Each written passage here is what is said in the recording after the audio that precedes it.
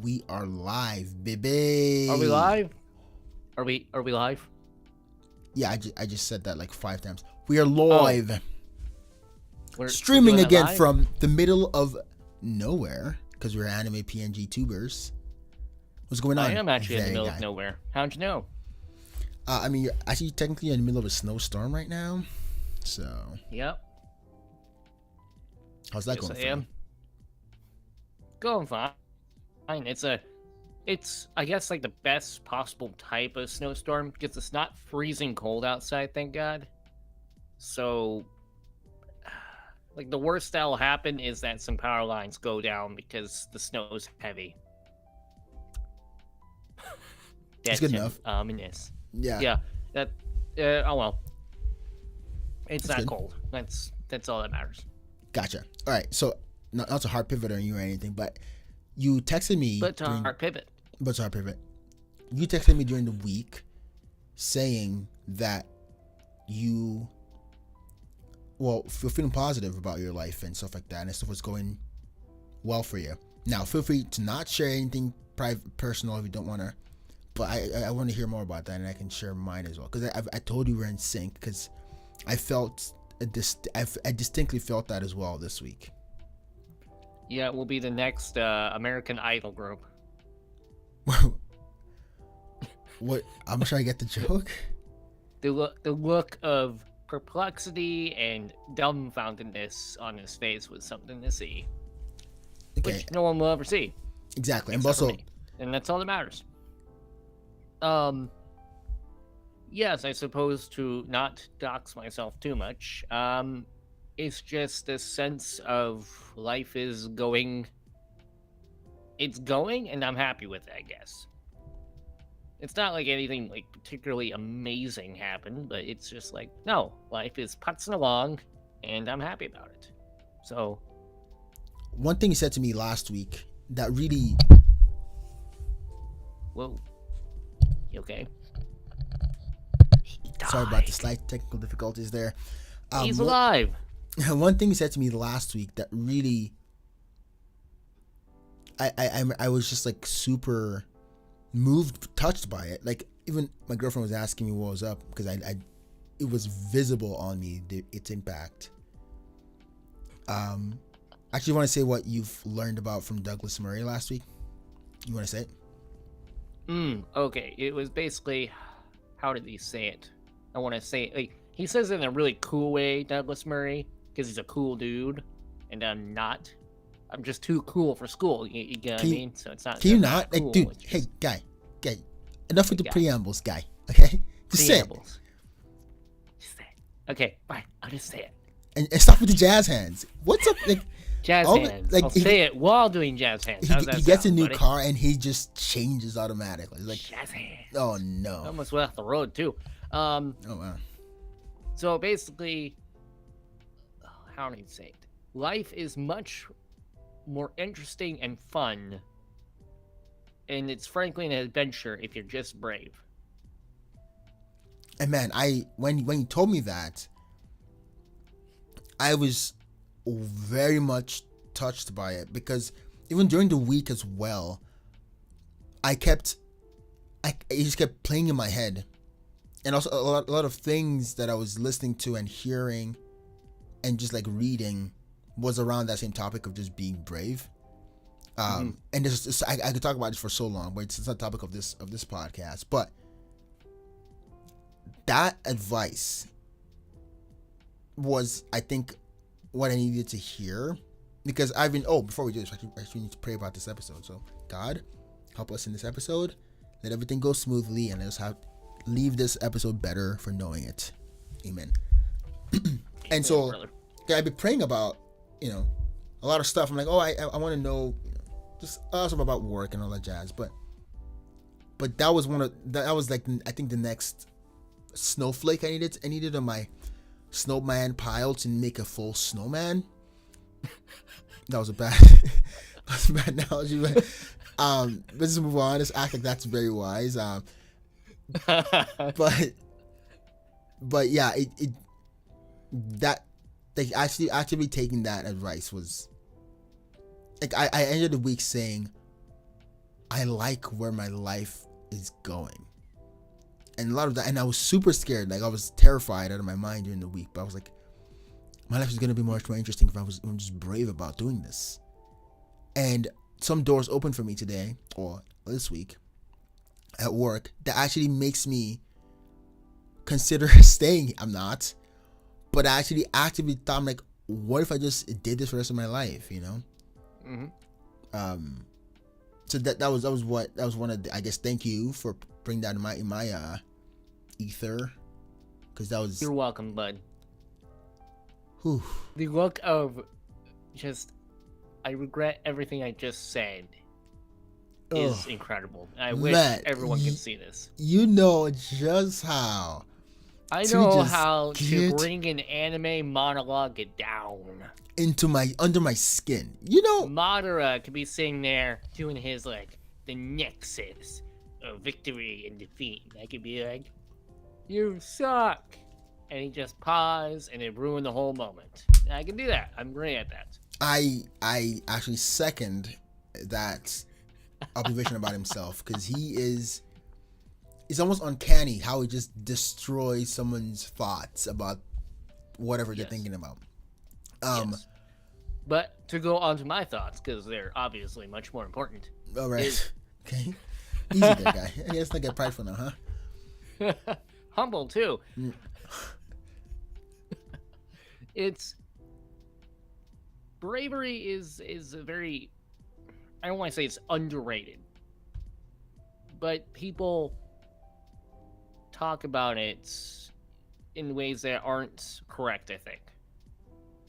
And what I mean by this is that it's perhaps it is true to say it is understated in our culture, right? Because we relate bravery to like machismos and all that stuff, and we want a softer type of virtue in our culture right now, which has its good points, I think, but it also has its bad. But the reason why I think bravery is understated is that it's not just in your actions. It's not just running into the burning building or whatever other laudable actions like that. It's also being willing to tell the truth. It's also being willing to stand by what you believe in, to pursue what you want, to be afraid of how your life is going, but having the courage to still keep pursuing what you think is best. So I think that it's a very apt point by Douglas Murray, who is a political commentator. I guess we should have prefaced that. But I think it's a very good point, because it's something that just isn't cultivated, I don't think, enough. And people really ought to put themselves in more situations where they have to exercise some bravery. Yeah. Because it's not like you're going to get any less afraid. You're just going to get more courageous, which is always good, I think. Right. One of the things that I learned about, I guess, bravery this week was when you are braver, you actually see who you are. Now that's but it's like, but the point I'm getting at is you don't see who you think you are, because a lot of what we do is build masks or take masks and then try to act in a way that conforms to that mask, which, you know, that fake it till you make it in a lot of ways, like that it's a good thing. But in the decision, making a decision to be brave at every single point in time, you have no other recourse but to be who you are, to follow your own interests, and just see where that takes you. Like, the consequences be damned, essentially, because you're like, oh, I'm being fully who I am right now, and whatever the consequences may be, I'm accepting it. And that when for me during this week, is having that. I left work on Friday feeling, for the first time ever, I was praying about it when I was driving. I'm like, I thank you, God, because I, for the first time since as long as I've been at this job, I feel, I don't want to say like I'm actually an, I don't want to say like I actually deserve to be there, because that's not right. But it's like I feel like this is worth doing in a way that doesn't deprecate me or my sense of self-worth. And that to me was huge, and all from the decision of being like, I will be brave. I'm gonna pursue my ignorance because I don't know. Anyway, the whole thing I can tell you off the stream, but yeah. So I think it's a really good point there. Basically, the right thing to do oftentimes is the thing that you think is worth doing. So if you don't think, maybe this is true, I don't know, but if you don't think it's worth doing, then maybe don't do it. Yeah. Or at least consider why you're doing it. Right. Yeah. That was like some pseudo like wise man crap, right? No, there, but it's true. So what the thought that stirred in me was, there are times where one would want to act as someone that other people want them to be.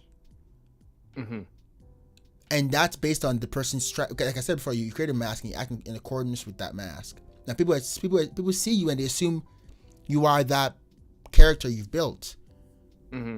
But that's not who you are. And so, for example, this is like, okay, in a conversation with you, let's say I'm the rational, effective altruist guy who's always like being super brainy and statistical about stuff, right? And I create that character, and I'm like, I'm gonna run with this character for as long as I do this stream. Everything I think about must be thought about in that frame. But if I let go of that frame, I'm just like, okay, what words are you saying to me right now? That doesn't interest me. That doesn't interest me. That doesn't interest me. Oh, that one interests me. And then the things you say will be genuinely what is interesting to you. And that's not trivial, because what is interesting to you is calling to is telling you something fundamental about who you are.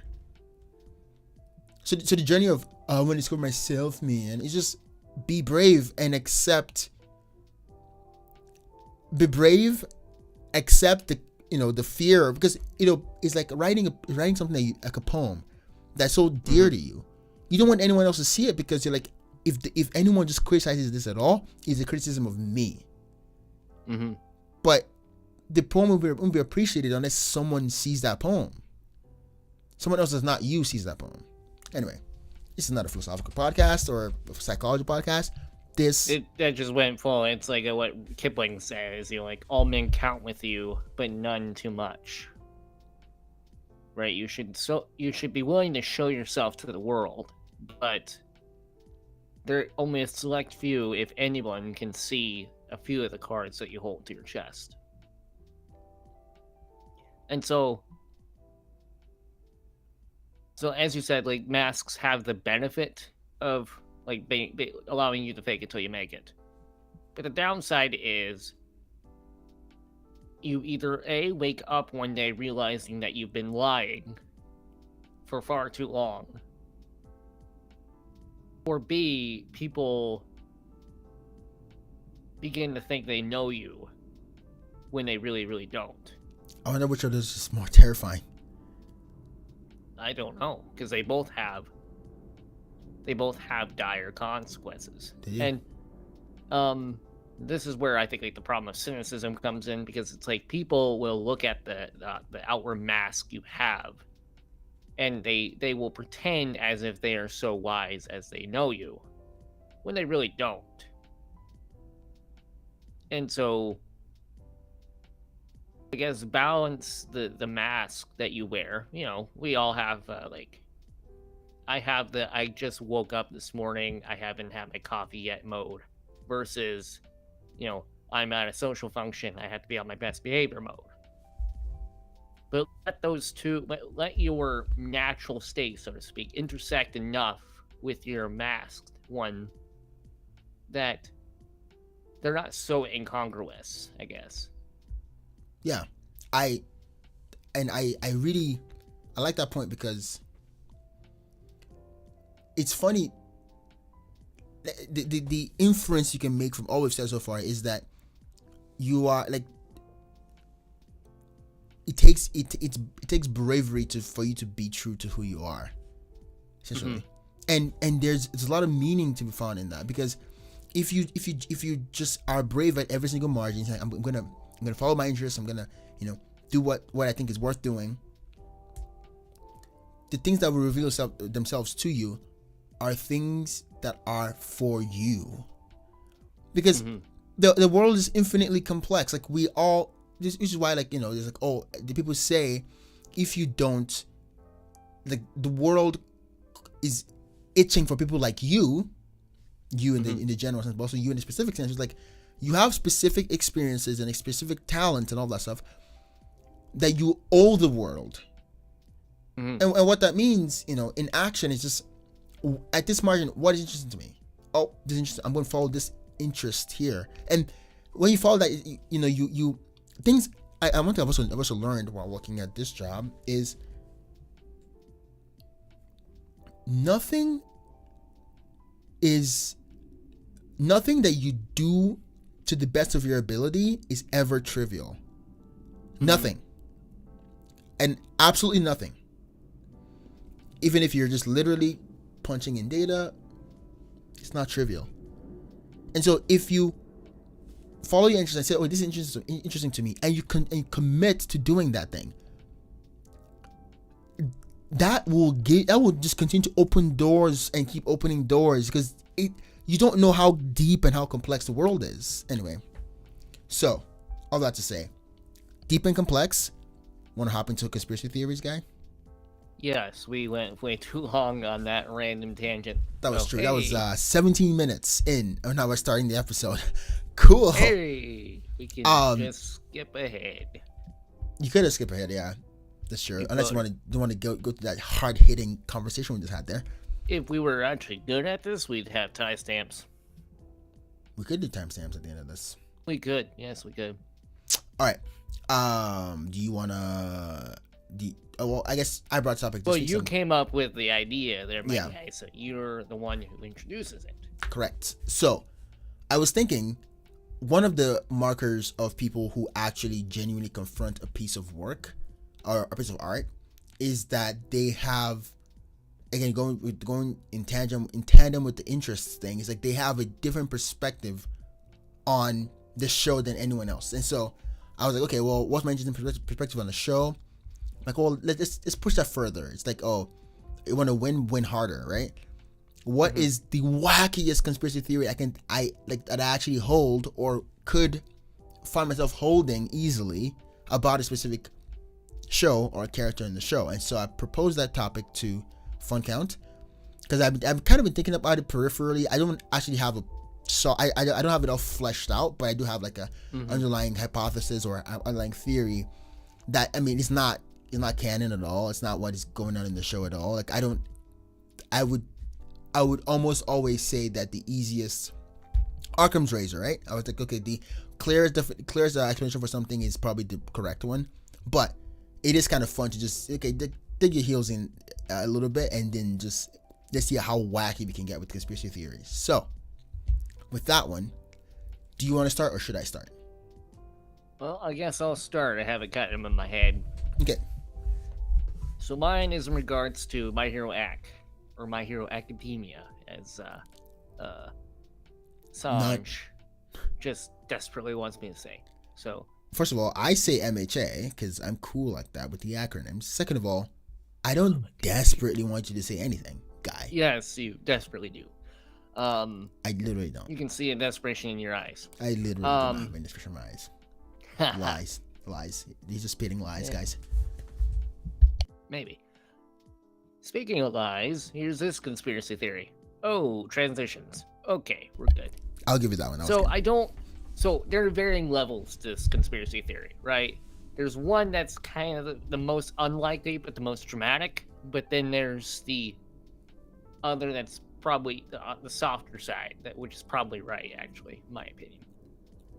So in a MHA movie, I can't remember. I think it was like Heroes Unite or something like that. I can't remember which one. They brought up the quark singularity theory Oh, in so I guess to give you a synopsis for people who have no second clue what's going on. So in the world of MHA, My Hero Academia, about 80% of the planet has superpowers. And these are of course of varying degrees. So you have some like Endeavor and All Might, who have ridiculously powerful powers, quirks. or quirks as they call them. And then you have some people like Deku's mom, the main characters, who can summon small objects to herself, right? And then they can also be very dangerous. So you have some people who are like forever locked away because their powers are too dangerous to others, or that they're just pretty crappy powers in the first place. I think there was one guy who had like a spiked head, and I'm like, that sucks, guy. Yeah. So with that, all that said, the theory was laid out in one of the movies. I believe it was Heroes Unite. It might have been another one. I can't remember. Wherein a cult is developing where they think quirks are bad because it's going to bring out the extinction of mankind, basically. And they call it the quirk singularity theory or whatever.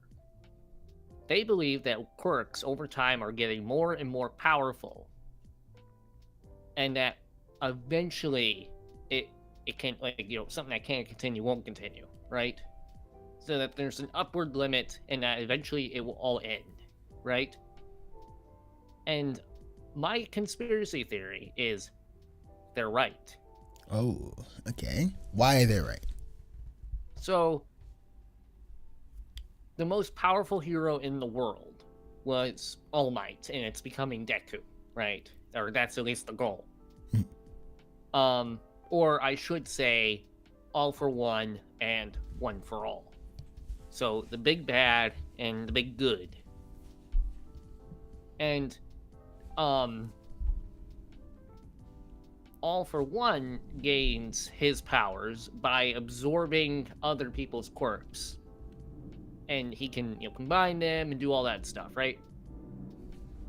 But One for All is able to, through some process, I wasn't really clear on how, is able to pass his powers on to other quirk users. And they, over the course of generations, have developed and used this power to become more and more powerful. And to add to that quickly, each person's quirk, each person who receives the All for One for All, the quirk is added to the One for All. Not in an addition, but more like a synergistic way, right? It actually works well with every other quirk in the All for One for All. Yes.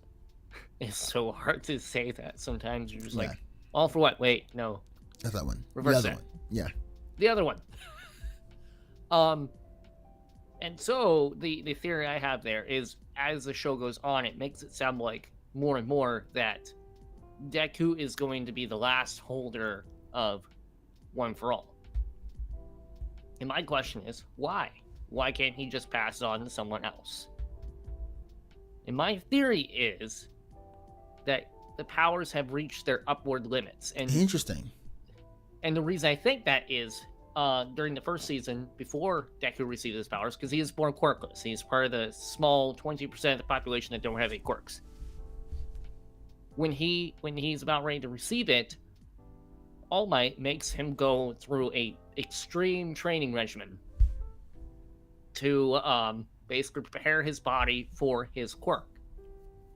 Because in All Might's words, well, if I would just give it to you now, like your head would explode. It's just too much power, right? And so Deku has to to train his body and all that stuff. But even then, the quirk is too powerful for him, and he keeps breaking his arms and limbs and all that sort of stuff because he's just too powerful for his body. And so I'm thinking, like, okay, so if another generation were to inherit it, there would be really no guarantee that that person wouldn't just, die from the amount of power that is being given. Yeah. Well, question there, I guess to push back on your conspiracy theory there, guy. What if, because, okay, so I think I agree kind of, because I think if the power is given to someone else who already had a quirk, it'd be so much hard. It'd be so much harder because they're still learning to use their own quirks, but also learning to use all the quirks in the thing. And again, like I said before, it's not an addition, like, oh yeah, 2 + 2 makes 4. It's almost exponential, the amount of. So for example, you can combine the smoke quirk with the spike quirk, whatever. And they work combinatorially, then they work much better together than they would on their own individually. And so with each quirk you're having, you're just almost getting combinatorially bigger amounts of possibilities. So that it's almost impossible to know exactly when to use it. It's harder to get used to, especially if you keep adding more quirks to it. But if you're born quirkless, and all you have to do is hit the gym, bro.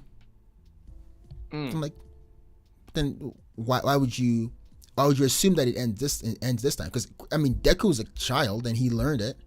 So it's not, and it wasn't like almost impossible physical training he had to go through.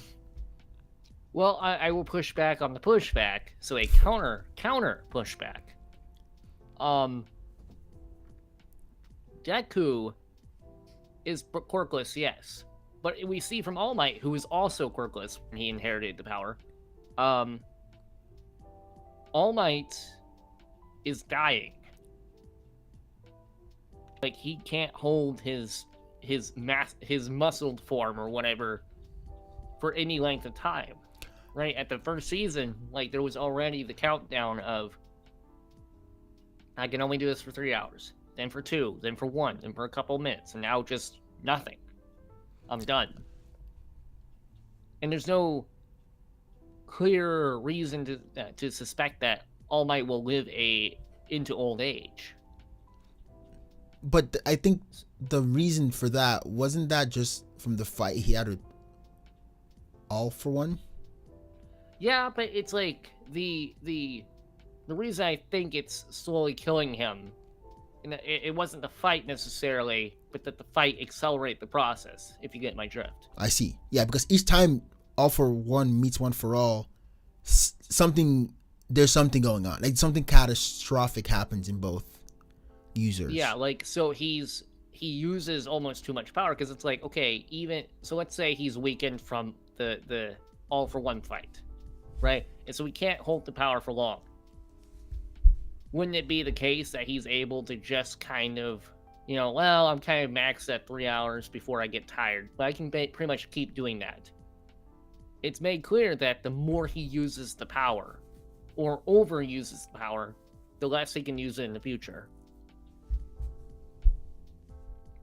And so it's just slowly wasting away and killing him, and it's presented in a really poetic sense. It's All Might, the skinny form, basically kneeling over the flame that's all one for all. Yeah. One for all, and it's he's just called the waiting big good to pass it on, basically. Yeah. Okay, so I agree there. Okay, keep going. Yeah. And so your theory is that it's so that's direct. kind of like my hard theory, that basically every single quirk, generation by generation, is going to, on average, get more powerful. And to what do you attribute that? Like, what process is it sexual selection that's causing that, or is it just perhaps? I'm not, and again, this is conspiracy theory, so don't ask for hyper specific details, because one of my game theory. True. The reason I suspect, and it's said in the show, right, that heroes are getting more powerful. So it could be, on the one hand, in the more, like, it's not happening sense, that well, people are just learning how to control themselves more, right? So maybe the first generation, it was like people were like, what's happening? But now it's like, well, no, like throughout school, you're given training on how to control your powers. There are specialized schools for it. There's specialized jobs for it, etc., right? And so people have an incentive to learn to control their powers to the best of their ability, not only to protect themselves and others, but because that could be an avenue of income for them. For sure. And also, I think even more to that point, you could also give the perspective that with each succeeding generation, their bodies are changing too, as much as the powers are changing. So like their bodies are they're more and more able to handle the powers that that are being. I mean, if again, going back to evolution, if a pair of parents with quirks were able to survive that long as to procreate, they're not passing on like genes that are they're gonna die upon contact with the real world. They're probably passing on their the powers, but also the traits that will help them strengthen that power. Now, I think it's a lot harder if the powers are entirely different. For example, Todoroki's Todoroki. Yeah, sorry. A meme that we can't find, so we can't show people. Yeah. Probably. I could probably look it up here, but Shoto. Shoto. His dad is a fire type, call him, and his mom's an ice type. So maybe at that disparity, it takes a lot more to make them fit together. But at the margins, like it's not obvious to me that each succeeding parent is not passing on like the ability, at least also the adaptability as well as the actual powers. I found it. Oh, you did? Did you send me the link? Why?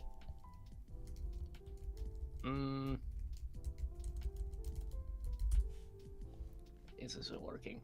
This isn't working at all. I found it. Oh, good for you. My knowledge base is so limited. There's Todoroki. I am very much not one for all, nor am I all for one. But that's the main character right there, and then that's the Todoroki. I'm just Dave. I'm just gonna let me share my screen with you too. Thank you. Thank you. Todoroki. Right yeah. You're my oni. Okay, stop. Not also, a phony. it's funny that there's a Todoroki with a baguette. Todoroki. All right. Can you continue your theory?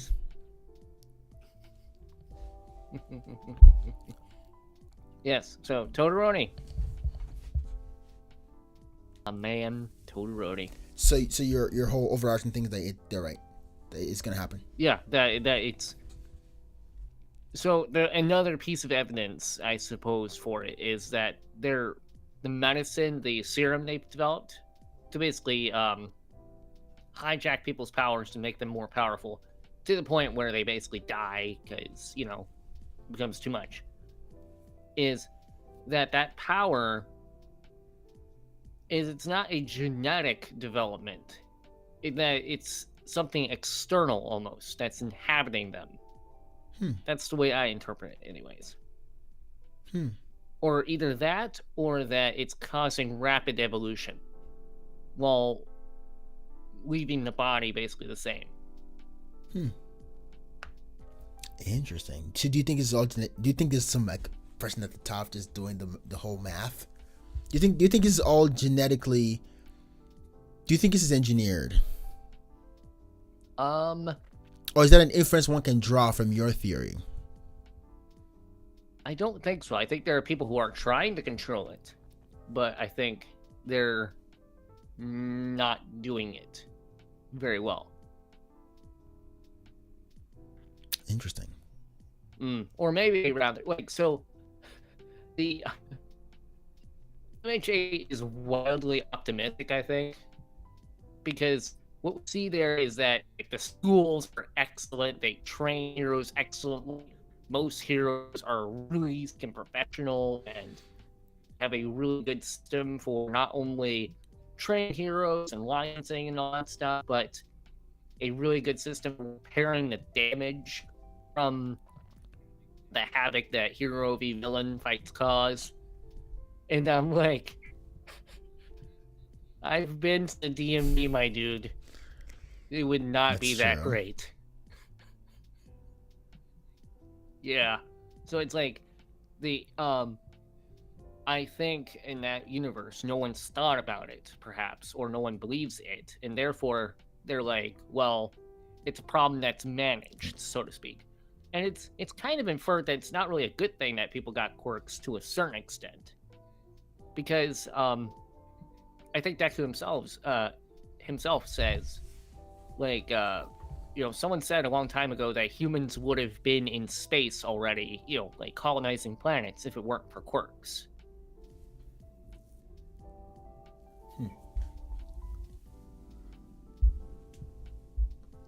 And that the thinking behind it is that quirks slow down human progress more than helping. And so, pretty much, you're saying that as much as it plays out. Okay, so how many generations? Well, no specifics, but if this keeps playing out, the singularity is almost inevitable. Yeah, because it's almost there with Deku. Yeah. So see, Deku is the spear point. Interesting. Yeah. Interesting. So like the wild, crazy part of the theory is that it's gonna happen to everyone. So like the series ends with everyone becoming quirkless. Okay, I can see that. The that. soft approach is that Deku loses his powers. I can see that too. Yeah. Okay. Interesting. That's fascinating. That's my wacky, wild theory. I mean, okay, so I think this is also another. Again, every listener should know this.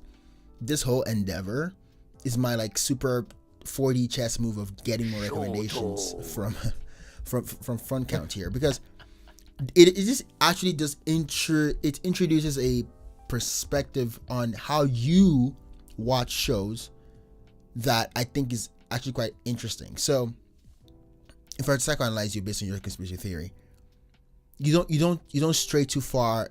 You love the spirit of the show as much as you love the show. Yes, I think that's true. Why is that true? So I don't think criticizing films, television, media in general is a bad thing.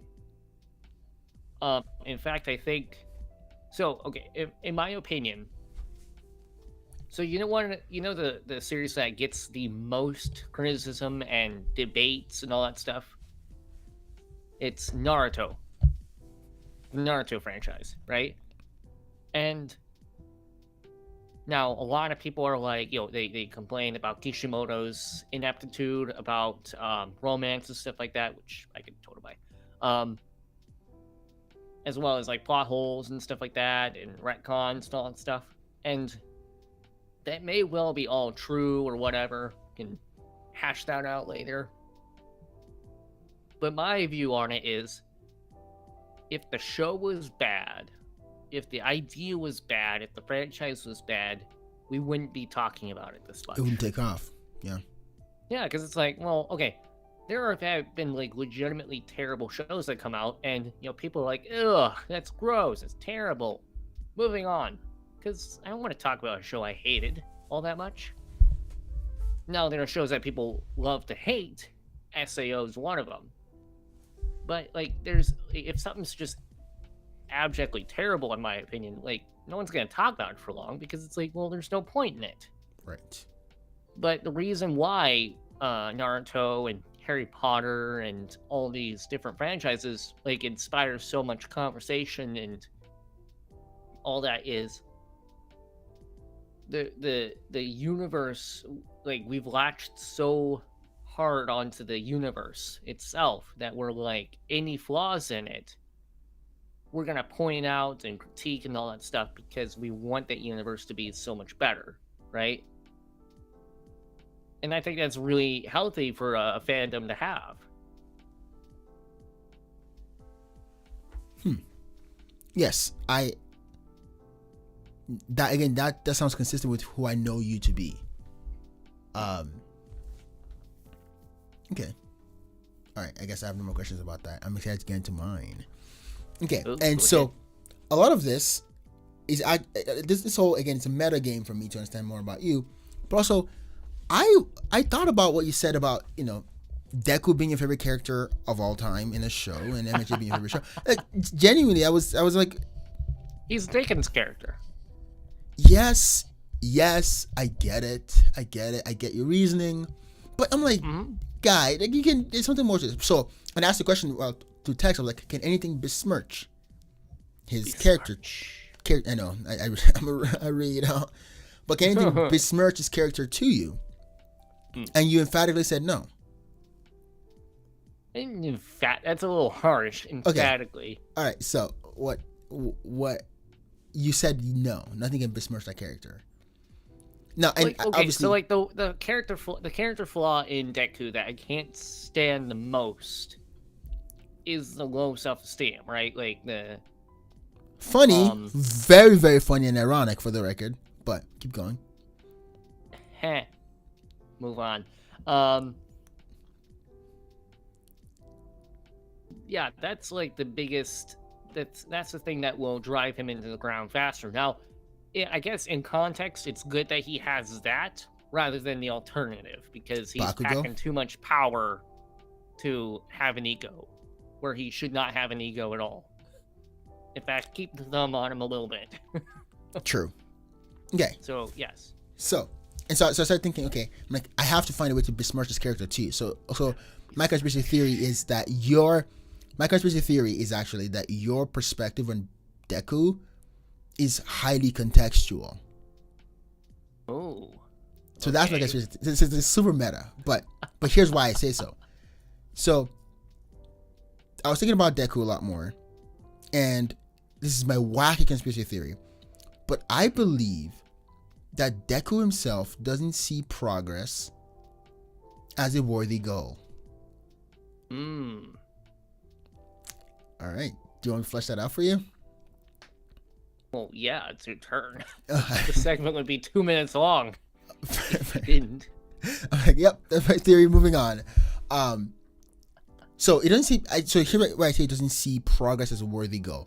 Now, so again, like you did, there's a really wild angle of this, like insane angle, and then there's like the kind of reasonable theory angle. So the insane angle of it is that all of this is just Deku trying to expose the rotten nature of heroism, and also the society's conception of heroism, because he doesn't believe that there's such a thing as progressing towards a whatever brand goal of hero is. Because in his mind, we're all human. Who cares about being heroes? So there's that wild angle, right? So like, so for example, his note taking is just him, just like surreptitious, just like, okay, all right, cool, I understand you more there. Again, tinfoil hats, okay? Just let me have. Let me get some extra tinfoils. Ran out. let me have this, okay? Again, this is a wild angle. Here. Anyway, I'm gonna get to the. So his note taking is him just like wanting, just is Loki just getting secrets on, his crop of heroes. He's understanding exactly what he's starting to understand what it is that they see as heroism, and I guess he's just gonna write a whole philosophical treatise about why that isn't the case. So that's one angle of it. So I wrote this down here. So it's a whole thing. So, and also the fact that he even gets a quirk. So he was quirkless, and he has a quirk. Is a means of whoever is controlling him behind the back, which is him, of exposing the fact that, quirk, schmirk, who cares, right? Like, there's what are we progressing towards? Like, there's nothing like, we have power, we're becoming heroes. What is the end goal of all of this? There's no end goal of any of this. That's another part of it. And so, even to add more to that tinfoil there, I think that at least as far as I've watched so far, where he is right now is like if there's any progress to be had, it's an economic one. Right, so you pose a question of me. You pose a question to me. It's like, okay, look at all the destruction that happens in this show. Like the absolute destruction. Each time there's a fight, there's okay, evacuate the people there, because we're about to destroy this entire location. And I mean, just think about an economic system where every week, in multiple different locations around the world. So to interrupt you there, this is actually the plot of the Pixar movies The Incredibles, or at least the inciting action of it. So same deal, the titular hero, Mr. Incredible, is like super strength and all that stuff. He breaks crap a lot in his fights. And this gets to the point where he gets sued, actually. And the government, which basically created all the heroes to fight crime and all that jazz, was like, okay, we can't afford to keep doing this. We're going to shut down the hero program. Yeah. Sorry, go ahead. So it's not like this, it's not just, what do you mean? Yeah. So exactly. Because just think about it. Like the fact that, because they're not like 4 heroes, or how many heroes. There are people with quirks everywhere, and there's so many heroes in each different district, whatever. And every time, or most times, there's a destruction. There's some sort of being destroyed, and so which means that the game which means if you're gonna ask you, okay, what kind of business should I invest in a world like this? Just become a government What did you say? Construction. Yeah. Exactly. Exactly. And so whatever progress might be had, whatever gains to be had from this hero culture, is financial. That's all it is. And so even you see why he's obsessing over the rankings of the, like, oh, he's the number 1 hero and he's the number 2, because your worth essentially in this kind of world where progress is not possible is to be found exactly in your popularity. That's it. And so, and whatever gain you can get that from that as you're popular. Okay, so I will say I softly agree on this. Good. We're getting somewhere. Okay. So I don't, like, the thing with Deku is that I firmly believe he's a Dickens character, right? Charles Dickens, for those who... I explain what that means to those who don't know. So a Dickens character is basically it. The Dickens character, like the hero of a Dickens novel, right, will be someone who is nearly Christ-like in their impeccability, right? Like, question. They didn't do anything wrong. Quick question right? about that. They're innocent. Go ahead. What word in that sentence is playing most of the part? Is it the nearly or is it the Christ-like? Nearly, right? Interesting. Like, we don't, like, as a religious principle, I will not say the latter, right? Clear. So, the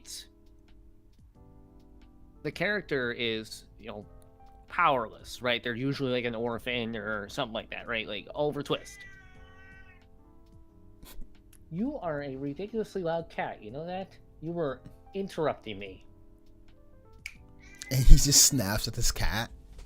Or not his cat. Not my cat. Be gone with ye. I'll shove you up a chimney or something. And now he's staring off into the distance. I think we broke him. Sorry. Can we get another fun count? This one's broken. Anyways,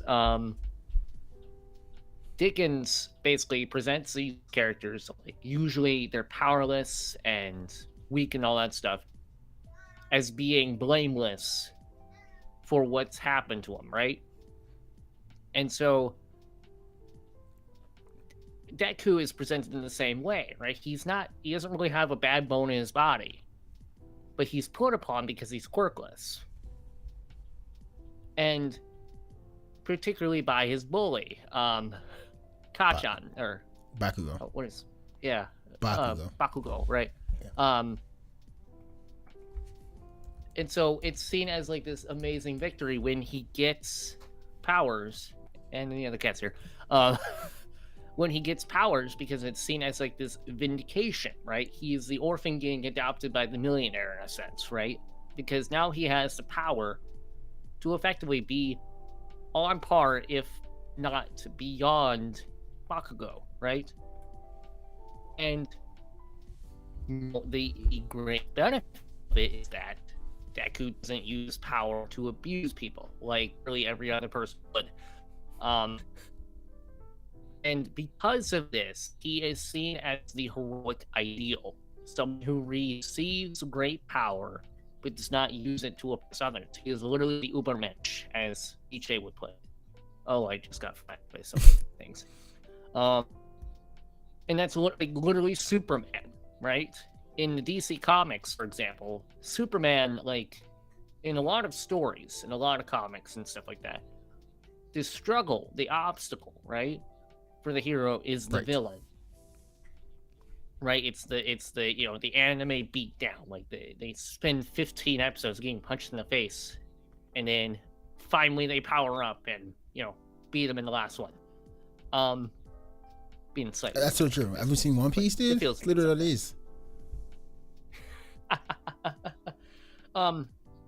But with Superman, he's presented in the comics as he has to be careful when he sneezes because it'll blow planets away, right? It's almost comedic in how powerful he is.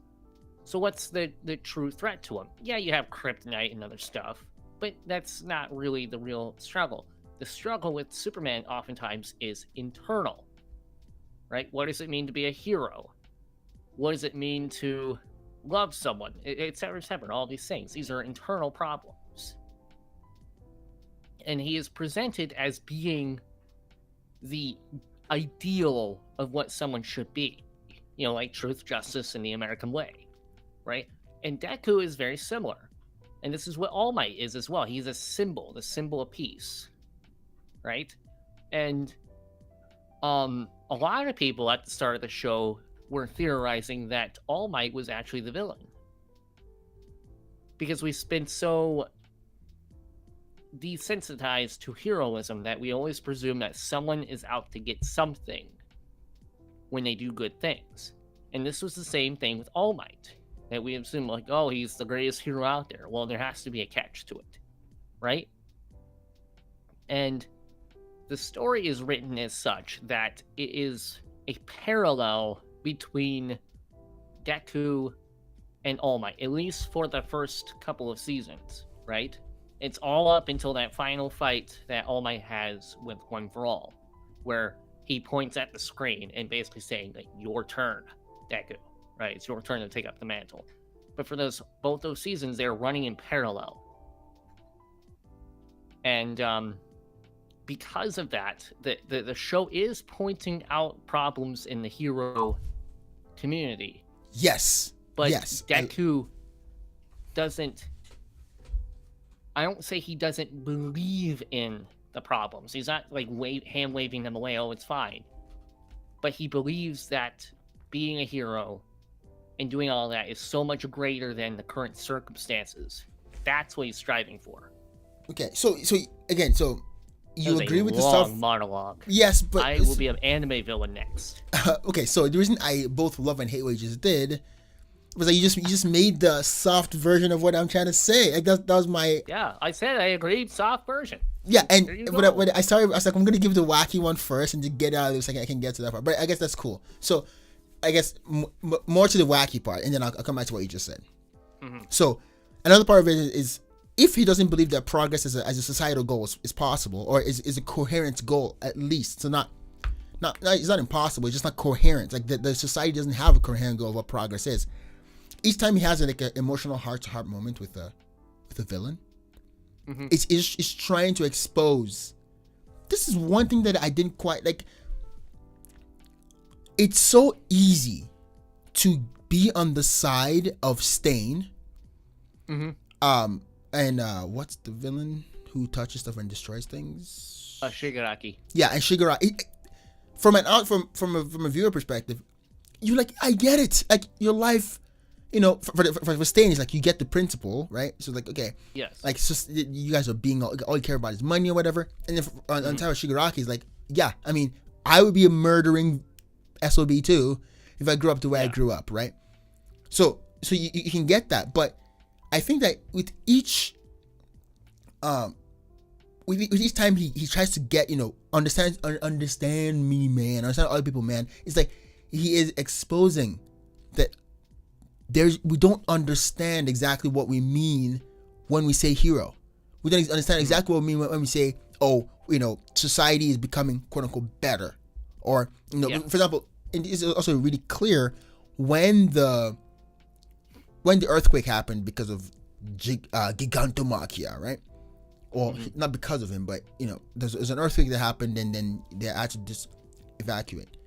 One of the things that kept struck me. Sorry, my sister's calling here. Probably mute that. One thing that struck me with that earthquake was just how flimsy the idea of peace and safety was. And I think Deku understands this deeply and he's trying to expose that. So, so that's my wacky part, right?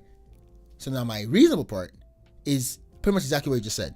Now, I think Deku is actually on a journey to understand what heroism is, more so than he's on a journey to become a hero.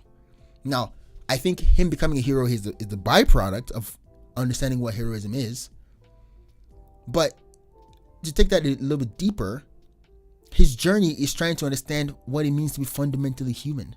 Because in a world where everyone has quirks, no one has quirks. If everyone is special, no one is special. You literally just said what Syndrome said. Well, I didn't get that. I just said what happened. Sorry, that came out in gibberish because I was laughing too much. Yeah. So, in the movie I just mentioned, The Incredibles, the villain in there literally said the exact same thing, almost word for word. So I call him a villain. You called me a villain, right? Yes, you became a Pixar villain. Worst of all. Oh wow. So I probably should just go to that cliff and look over it. No capes. You don't get that reference. Why not? Why no capes? I need capes though. No capes. Interesting. But so Deku's on a journey to understand exactly what does a society who in need of symbols want? What do they mean when they say they want a symbol? Like what does it even mean for a person to be the number one hero? To go off of that real quick, the opening line of the show goes, not all men are created equal, right? Which is effectively like a repudiation of the Enlightenment principle, right? That we all have human rights because we're all human and we're all equal because we are human, right?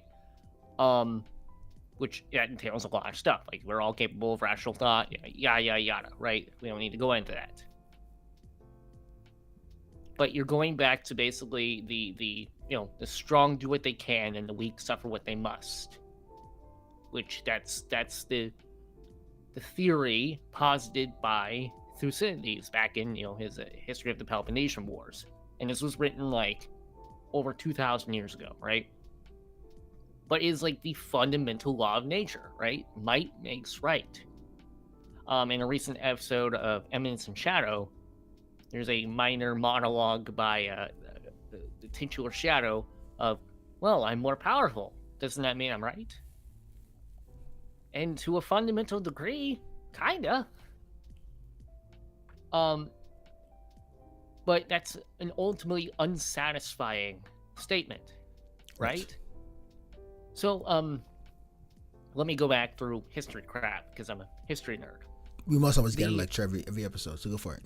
Yes. Lecture day keeps Sanj away. Why do you want to keep me away? I'm a beautiful man. Have you seen my character? Got blue eyes. Piercing into your soul. But go ahead. Sorry, I did this. Please stop. So back in medieval times, right? There were three classes of people, right? There was a tripartite society, right? The conception was you had those who fight, those who pray, and those who work. And those who fight are the aristocracy, right? It's the king, it's the nobles, it's the knights. Those who work are the peasants and the merchants and all them. And those who pray are the priests, the friars, etc., etc., right? And this was basically a way to articulate each role of society, right? So those who work give food to those who fight, so that those who fight can protect those who work, and those who pray for everyone. And this is basically glossing over a very brutal sense of how the world works. The knight's argument for why he rules over you is, I am really good at cutting people's heads off. I am really good at it. In fact, I've trained my entire life to do just that. So, I will do that for you. I will protect you from other people who are really good at cutting people's heads off if you give me some of your food. And if you refuse, well, guess what's I'll do my happen? job. Yeah, exactly. I'll do what job. I'm really good at doing. Yes. And now that's a very brutalistic view of the world, right? Very materialistic, very blunt, and not at all satisfying for the human soul. So, over this basic economic structure, which that's what it was, right? You have the code of chivalry. You have all these rights and grants and all these deals between the peasants and the nobility and all the different classes and people. And from that, you get like these notions such as like noblesse oblige, chivalry, honor, all these sorts of things, which are uplifting, right? And so the hero society is not that much different, right? So you have a bunch of people with powers, but there's some people who have better powers than others, right? Being able to attract small objects to you might be cool because I'm lazy. I don't want to get up to grab crap. That'd be helpful. But I would much rather be able to leap over tall buildings. But not everybody's the same. So there are some people who are like, well, I'll just take from you because I can, because I'm more powerful than you. Might makes right. And other people will stand up and say, hey, look, I'll protect you from that guy, but I'm going to need some money payment for it. Yeah. Because if I'm going to do this as a job, I have to be paid for it. Right. Or as the Joker said, if you're good at it, never do it for free. And so, but that's also unsatisfying. That's the type of stuff Stain is fighting against. But it's also something that All Might and Deku are fighting against. Yes. Okay. I love that. I love, actually, that is adding more to the point I'm trying to get across, which I guess is the point of the conversation. Because I think that fundamentally, if the moment Deku understands what it means for society to progress, for a society of heroes and people with quirks to progress to whatever that is, I think he will have a lot more peace. Because so at the last episode that I watched, which brought a tear to my eye, the last season, I guess, he left the school to pursue, I don't know, to be stinky, I guess. Just go out and just be fighting and be helping people, all that stuff, and running around and being a dark hero or whatever. Vigilante. A vigilante, exactly. And in that, he ends up going back to the school, but in his going back to the school, he's not the same person that left before. He comes back much more mature. And the question that kept coming to my mind, or even to Deku's mind, is what kind of hero are you gonna be? Like that is the question he's trying to answer. Like what kind of hero are you gonna be? And he's answered the what question, the kind question, the hero question, and the be question, because the entire society is dependent on heroes. Like they are absolutely dependent on their quirks, on heroes, and protect us from the big bad. All for one. That's just literally, I did a pause. the math there, because they don't. So it's like in a world of all where everyone's blind, the one-eyed person is the king, right? So the moment that Deku understands, and this is a conspiracy theory, he understands what progress means. He actually becomes a revolutionary in this world of quirks, of a world of quirks, and that's my theory. I think Deku, aka Izuku Midoriya, is a revolutionary. I buy that, actually. Oh. I think he's an unintentional revolutionary, though. Okay. Because the reason I think that is I never got the impression from Deku that he is all concerned about such notions as what progress is. He just wants to be like his hero. And he doesn't, I don't think he really even wants to be the symbol of justice or the symbol of peace or whatever, right? He just wants to be a hero. And so you're right that he's trying to discover what that means. And this is really good because, like, it's really awesome that he goes through a vigilante arc, because it's the difference between, like, well, what is your theory of justice? It's like one theory of justice, like, well, justice is when just things happen. Okay. Well, how do those things happen? Well, is it a process or is it whim?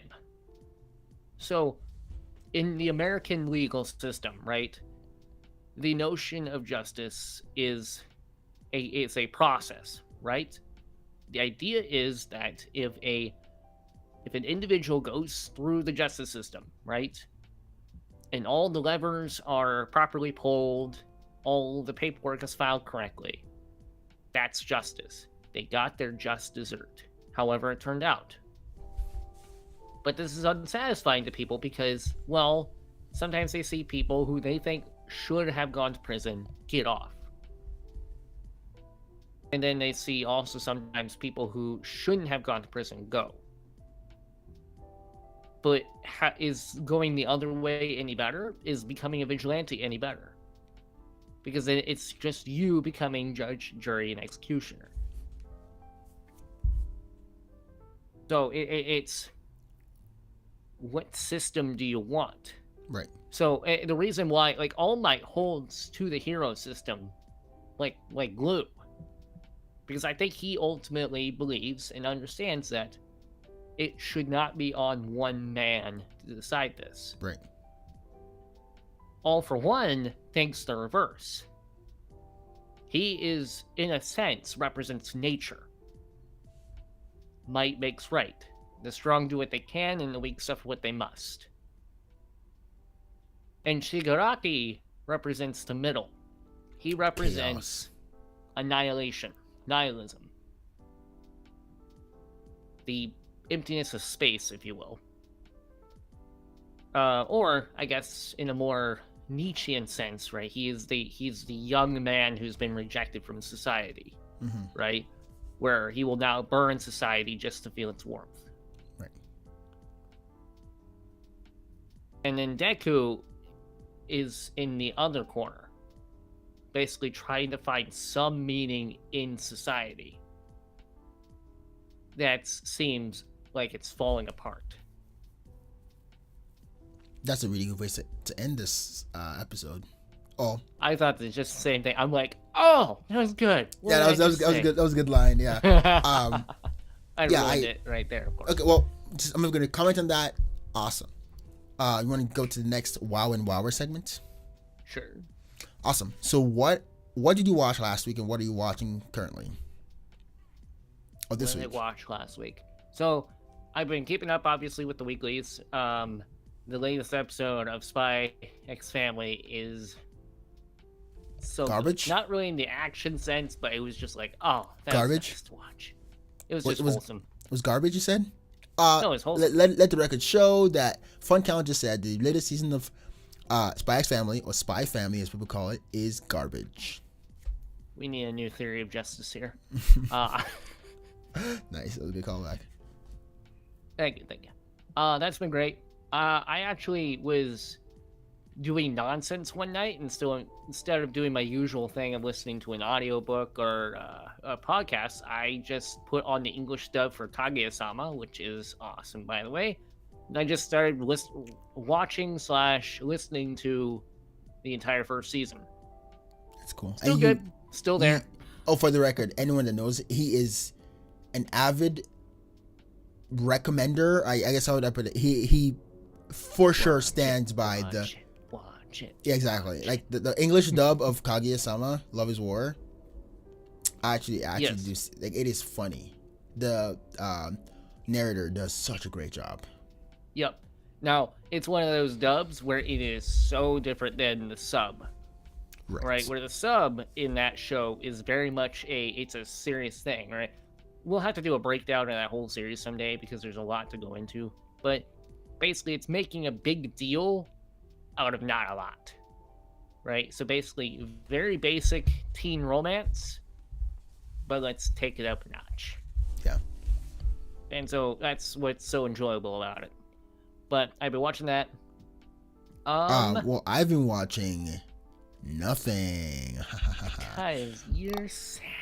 For now. That's going to change very soon. But yeah. I hope so. Because I miss it. Are you shaking your head at me? Viewers can't see this, or listeners can't see this, because he is just dancing, and it looks like he's. Oh, is that a seizure? Yeah, a seizure. Yeah. That's as for what I'm reading. Not a lot. It's been a hectic week. Yes. Same here. I didn't quite read as much as I wanted to. Although, I mean, because I went to the office every day this week, and I was obsessed with work. I was putting like 11-hour work days, like every day this week. Yeah, every time I text you at night when you should be off, you're like, still at the office. Yeah. Still dying. That's a whole different conversation. But I did when I had time, because I was also talking to some people that are going through stuff in my life at the moment. So I didn't really have as much time to be on my own to look at the ceiling much this week. But when I had time, between meals and stuff like that, or while eating, I would read Agatha Christie's Mr. Parker Pine, like I talked about from last week, and it is so fun. Like, I actually want to go and get the whole, because she has a whole, I believe she has a whole series on Mr. Parker Pine. I want to get that. First of all, she's such a fun writer, and second of all, it's a framing narrative for multiple short stories, and I love a well thought out framing narrative. Like, nothing beats a well thought out framing narrative, because each narrative adds to the main characters. For example, it's like, okay, she's talking about, someone's stepping to Mr. Parker Pine's office to talk about X, right? Now, and then she goes on in a whole story about what the person talks about, and then, what Mr. Parker Pine suggests to the person to make the person happy. But with each successful or failing, each success or failure of making people happy, we learn more about, like, it adds to the lore and to the character of Mr. Parker Pine. I love stuff like that. Also, it's lighthearted after what I've read for like the past 3 weeks from, the death of Ivan Ilyich. I probably said that wrong. To the picture of Dorian Gray. Like, there's a lot of depressing stuff have been back to back. It's kind of nice to have a breather a little bit. Yeah. Oh, I guess a recommendation for book / audiobook. I can neither confirm nor deny that on YouTube there is a series called the Greyhawk Classics. Can neither confirm nor deny. What is it? I can neither confirm nor deny. It's a channel called the Black Rat Inn. Can neither confirm nor deny. What is the Greyhawk Classics? Greyhawk Classics are basically, so you know D&D, right? Yep. Dungeons and Dragons. Yes. Good job. You get a cookie. Thank you. Bud. Oh. So, any hoozles, while Sanj drinks his cookie, the Greyhawk Classics are basically based around kind of a D&D campaign-esque world, right? And the first one especially is just a hoot and a half to listen to. It is so fun. It's short, 10 hours. It's just fun. So highly recommend, but can neither confirm nor deny that you can find it on YouTube. Yeah. Oh, I also finished the book with my girlfriend this month, last month, which was You have a Holy girlfriend? I do have a girlfriend. Holy Discontent. It's Incredible. I think it's a good book for people to read if you actually want to understand the purpose in life. It's such an easy read that it is kind of easy to just get over. Just read through the book and not actually reflect on it. But I recommend it. I just recommend it. I guess form your own opinions on it as you read it. I plan on starting the Dune series right after when I'm reading. So Funkan got me for my birthday the whole book, like the whole series, every book in the series of Dune. Now 6 books in total. Yeah, and it's a chunk. And the thing that I'm a bit worried about doing is actually just tearing off the pack, because it's such a nice. It's pretty. It's in the nice pack. I don't want to open it and start getting my grubby hands on it. But there's no way for me to like actually use. You do what you gotta do. They're Exactly. all paperback any hoozles. Exactly. So anyway, that's what I plan on starting next after this. I will get back into nonfiction at some point. But right now, I'm such a good fiction kick that I do not want to stop. Yeah. I'm in a kiction. Yeah. It's an addiction to kiction. Do you have anything else to add? How we just ignored the fact that you just sang online? There once was a ship that put to Oh my sea in a goodness! name. Can you and the stop ship singing was that running- song? Oh no! I've heard it so many times at this point. Okay. Everything else to add? So catchy, my dude. It is, dude. I remember you played that song in my car. So I used to have Spotify and Apple Music together because I had a month free trial thing for Apple Music, and you played in my car the song, that exact song, and every time I turned my car on, I would hear that song play because it would start up automatically. So I would just painfully just. I literally had to delete the app from my phone because it would just never stop starting when I start my car with Apple CarPlay. So now I don't have Apple Music. All I have is Spotify. Thanks to this guy. Just turn your car. Once was a ship that put to sea. Like it's so annoying. I mean I have the app on my computer. And also, even it's the same thing you did too with 9 to 5. Like you played 9 to 5 in my car, and that 9 to 5. exactly. And I would just turn my car and it would start even when I'm not in the mood to listen to 9 to 5. Anyway, so now I don't have Apple CarPlay on my phone because Apple Music on my phone because of my CarPlay because of this guy. It's a fun You're welcome. nugget there. Anything else to add? Nope. I love that I ended off on that. Cool. Well, talk to you all next week. See ya. Peace sign that you can't see.